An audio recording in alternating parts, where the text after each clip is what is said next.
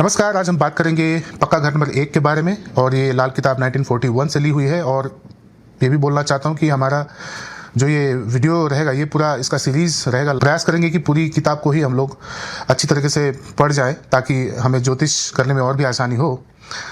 तो सब्सक्राइब ज़रूर कीजिएगा और जुड़े रहिएगा। चलते हैं पक्का घर नंबर 1 के बारे में। पंडित जी कहते हैं, घर 12 ही घूम के देखें, ऊंच कायम या घर का जो किस्मत का वो मालिक होगा, बैठा तख्त पर इसके हो। पक्का घर 1 यानी कि लग्न। सो एक कुंडली की धुरी। और लग्न हमारा क्या है? हमारा शरीर, हमारा चाल ढाल और जीवन की दिशा को दर्शाती है। लग्न 12 घर यानी कि पूरे 12 घर घूम कर देखें, यानी लग्न ही सर्वेक्षक है।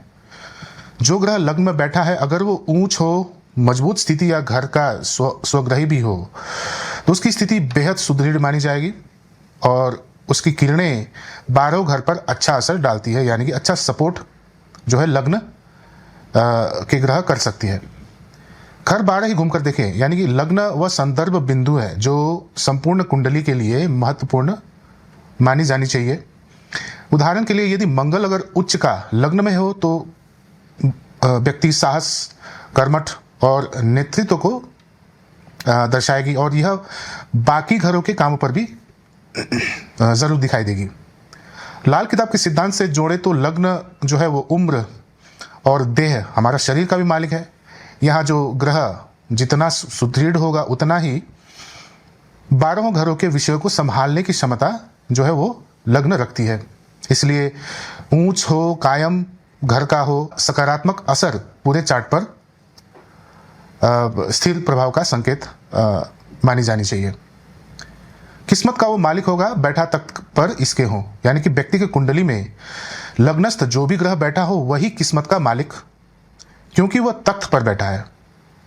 लग्न को यहाँ तख्त कहा गया है, यानी कुंडली का सत्ता। भाग्य के फैसलों में प्राथमिकता उसी ग्रह की चलेगी जो लग्न तख्त पर बैठा है। कुंडली में कोई भी अच्छे योग हो, तभी अपना पूरा असर दिखाते हैं जब लग्न पर बैठा ग्रह, यानी कि थोड़ा स्ट्रेंथ लेके बैठा हो, पावरफुल हो, सहयोग कर रहा हो। उदाहरण के लिए मान लीजिए शनि अगर लग्न में मजबूत होकर बैठा हो, हालांकि शनि को लग्न में नीच माना जाता है क्योंकि सूर्य का घर है,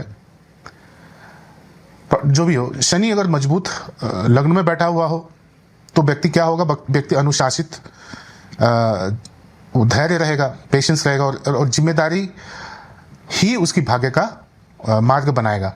ठीक है, भाग्य देर से ही सही पर बाद में टिकाऊ बनती है।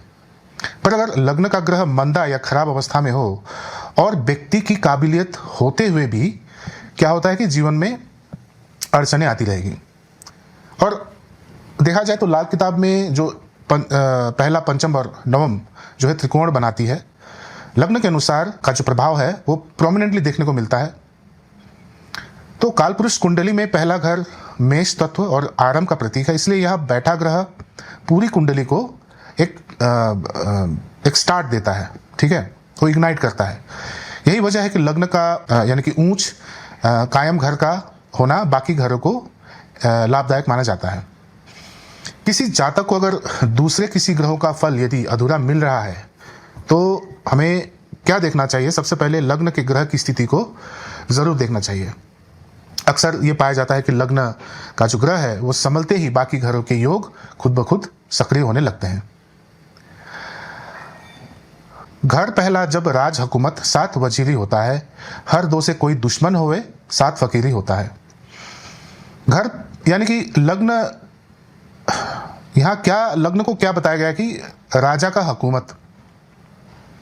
ठीक है, तो ठीक सामने जो है 7वां घर वजीरी का कहलाता है, क्योंकि वहां बैठा ग्रह राजा का सहयोगी मंत्री जैसा काम करता है और एक कॉम्बिनेशन तय करता है कि जीवन भाग्यशाली बनेगा या संघर्षपूर्ण। क्योंकि लग्न तो आप खुद ही हो, और 7वां घर वैवाहिक जीवन का अगर आपको पता है, तो इसका मतलब कि जीवन का जो पूरा अंश है हमारा, तो उसके लिए पहला और 7वां जो सेंटर भी मानी जाती है, जो सेंटर में पड़ता है, और इसका इफेक्ट जो है वो सबसे प्राइमरीली देखनी चाहिए। तो यह जैसे राज दरबार में राजा और मंत्री दोनों की भूमिका मिलकर ही राज्य को संभालती है, यानी राजा तभी शक्तिशाली बनेगा जब उसका जो वजीर है सपोर्टिव हो। तो राजा और मंत्री मिलकर राज्य को स्थिर बनाते हैं। उदाहरण के लिए यदि लग्न में सूर्य ऊंच और सप्तम में गुरु शुभ स्थिति में हो तो व्यक्ति में निर्णय लेने की बुद्धि और सलाहकार भी सहयोगी रहते हैं।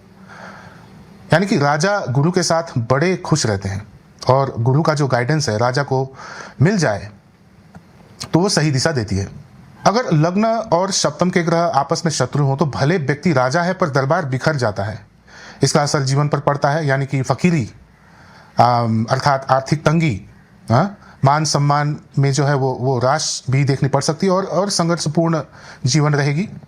उदाहरण के तौर पर अगर लग्न में सूर्य बैठा है और सप्तम में शनि बैठा है तो दोनों शत्रु ग्रह हैं।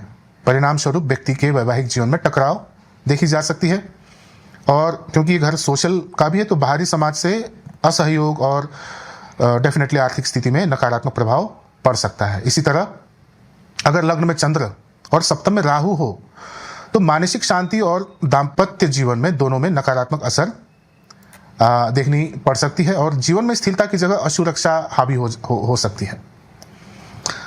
तो लाल किताब में कहा गया है कि लग्न और सप्तम की शत्रुता व्यक्ति के लिए बाइस खराबी होती है। चाहे कोई भी भाव शुभ हो, लेकिन राजा और मंत्री की अनबन इंसान को जो है फकीरी की ओर खींच ले जाती है। तो ये कॉन्सेप्ट है, पहला घर राजा का और सातवां घर जो डायरेक्ट दृष्टि 100% का वो हमारा वजीर या फिर सहायक।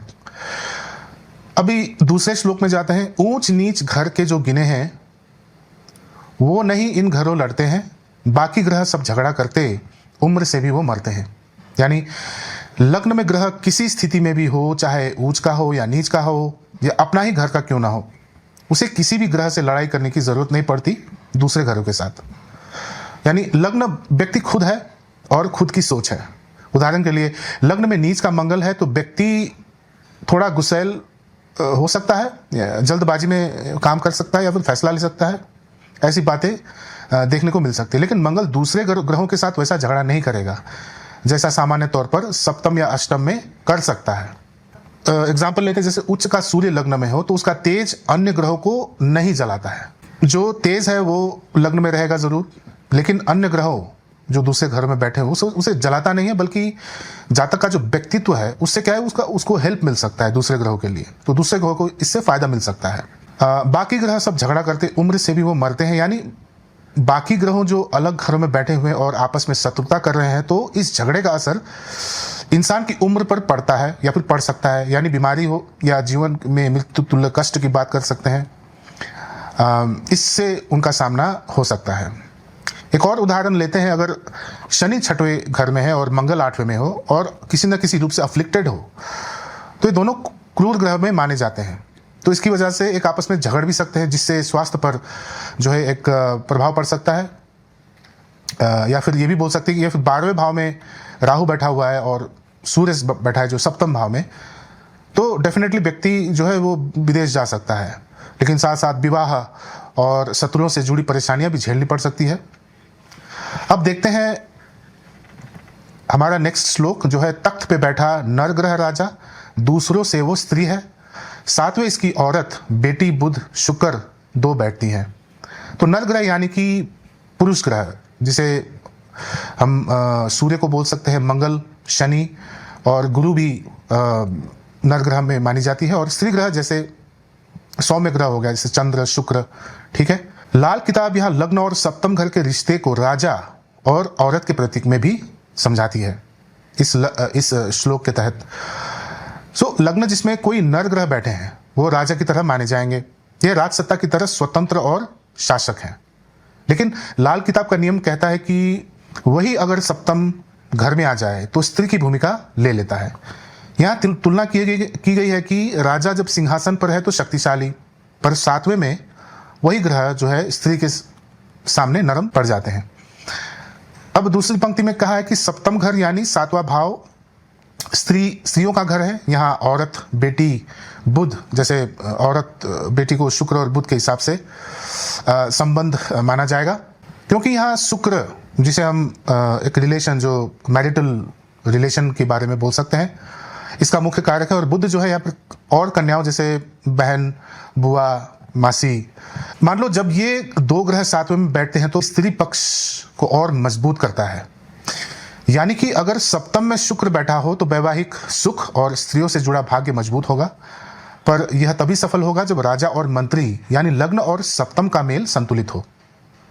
अब बात करते हैं, ज्यादा एक से घर पहले में नर ग्रह स्त्री होती है, दो से ज्यादा घर सातवें में स्त्री ग्रह नर होती है।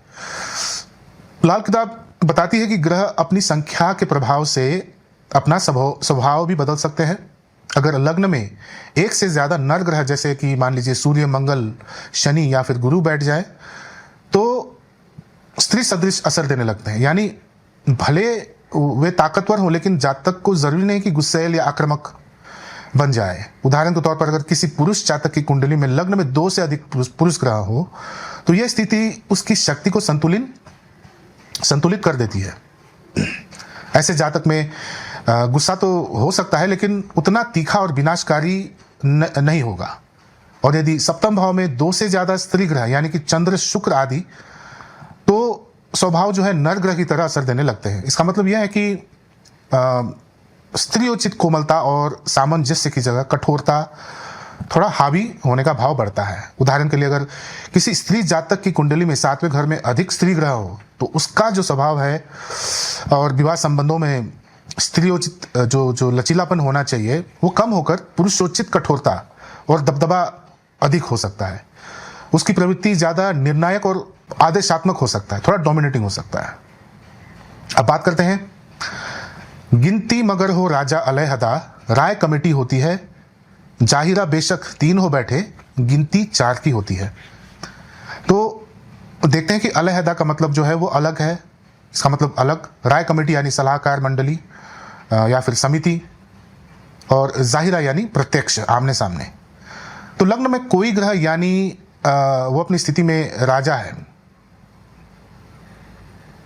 तो लग्न में कोई भी ग्रह यानी वह अपनी स्थिति जो है वो राजा का है, तो बाकी ग्रहों की गिनती समिति, कमेटी की तरह मानी जाती है। यानी लग्न में अगर राजा, खासकर नर ग्रह की बात हो रही है, अकेले बैठा है और बाकी 2 ग्रह जो है सप्तम से जुड़े हुए हैं, तो ये राजा की बराबरी नहीं करते, क्यों, बल्कि उसकी सलाहकार समिति बन जाते हैं। ग्रहों की स्थिति यहाँ मिलकर असर देने लगती है, यानी कि मिक्स्ड इसका जो प्रभाव दिखेगा, इसलिए इसे राय कमेटी कहा गया है।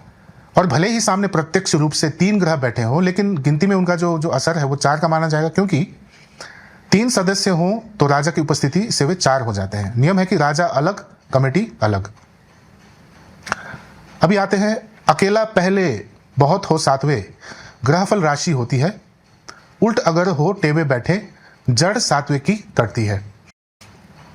यदि लग्न में अकेला ग्रह हो और सप्तम में कई ग्रह एक साथ हो, कई सारे ग्रह एक साथ हो, तो सातवें घर का जो फल है वो ग्रहफल राशि की तरह हो जाती है। मतलब पार्टनर के स्वभाव, रिश्ते, सार्वजनिक छवि जैसे चीजों में मिश्रित असर देते हैं। जैसे कि अगर सप्तम में यदि बैठा चंद्र, शुक्र और बुध, तो इनका तीनों का असर देखने को मिल जाएगा। जैसे संवेदनशील हो गया, शुक्र से थोड़ा आकर्षण बढ़ जाएगा, और बुध से सौदा, इसका जो कैपेबिलिटीज है और संचार जैसे प्रभाव एक साथ दिख सकती हैं।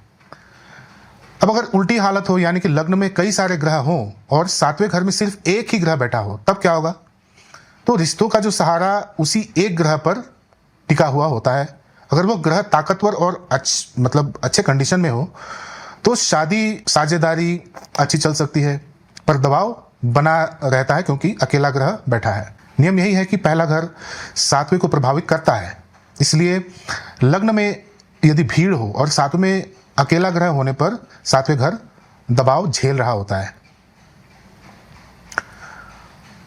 बात करते हैं, गुरु, शनि और मंगल टेवे कहीं भी इसके बैठे हों, फल वैसे ही घर पहले के उस टेवे में होते हों। यानी लाल किताब के अनुसार गुरु, शनि और मंगल कुंडली में जहां भी हो, इनका असर व्यक्ति के अंदाज और बोलचाल पर असर दिखेगा।